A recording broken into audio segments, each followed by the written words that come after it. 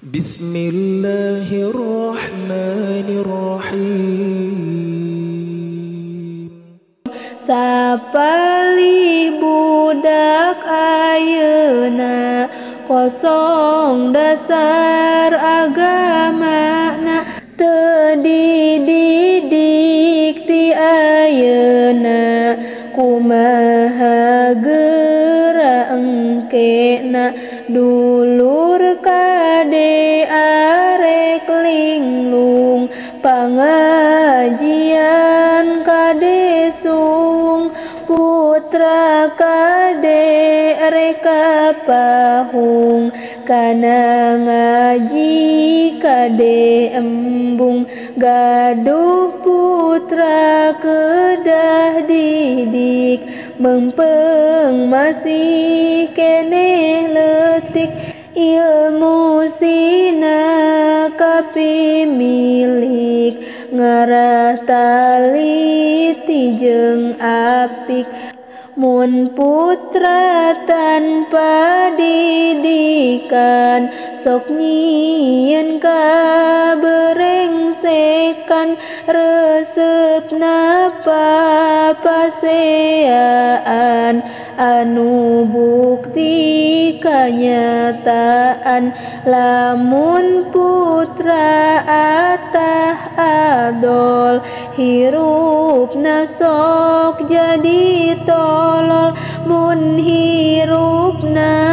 enggeus tolol paehna ge pasti konyol. Geura barudak ayeuna loba pisan nu embung ngaraji dirina sumawon mun masantrena sapalih para sepuhna kacida pisan ngantepna teu ngadidik saenyana nurut kahayang anakna padahal saha gantina iwal ti para putrana teu ngadidik ti ayeuna kumaha ke kaharepna alim ulama ayeuna lamun tos taya umurna rek saha deui gantina kedah fikir ti ayeuna ngaji teh eta pokokna ilmu mah eta dasarna wajib urang milarina pada butuh sadayana geura contoh kanyataan pami aya kamaotan nu hirup kedah ngurusan rejeng nu mulasaraan memeh dibungkus mandian memeh dikubur solatan kapan eta pagawean ilmu kedah ngabogaan nyolatan mayit teu milu meureun duana teu timu wajib urang tolab ilmu ibadah moal tumamu eta contoh anu bukti pagawean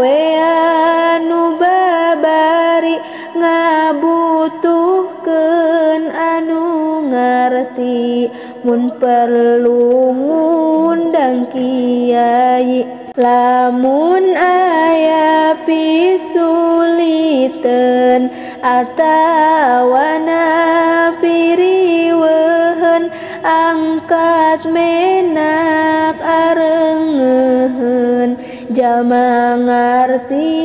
dibutuhkeun jadi jelas anu tepat ilmu agama manfaat anu guna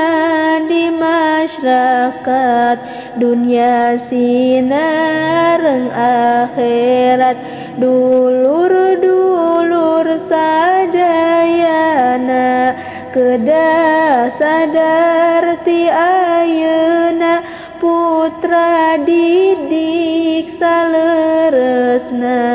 ngadidik sing saenyana kapan saha deui atuh gegentos para sesepuh teu ngadidik sungguh-sungguh